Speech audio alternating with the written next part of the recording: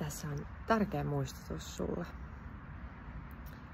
Älä ikinä koskaan anna minkään ulkopuolisen päästä laskemaan sitä sun sisäistä valoa ja sitä sun loistoa ja sitä sun hyvää, mikä sussa on. Älä ikinä anna minkään laskea sitä. Sä oot kaiken sen hyvän arvoinen. Aina. Ja tässä on hyvä vertaus siihen. Eli sä et esimerkiksi koskaan tulisi sanoa näin, eli sä olisit ollut terveenä vuoden. Ja sit sä sanoisit, että mä oon nyt ollut terveenä niin pitkään, että nyt mä voin sairastaa, että joku muu voisi olla terve. Eli pointtina tässä on se, että se sinun hyvä, se sinun terveytesi tai mikä ikinä se onkaan, se ei koskaan keneltäkään muulta pois. Joten keskity siihen hyvään.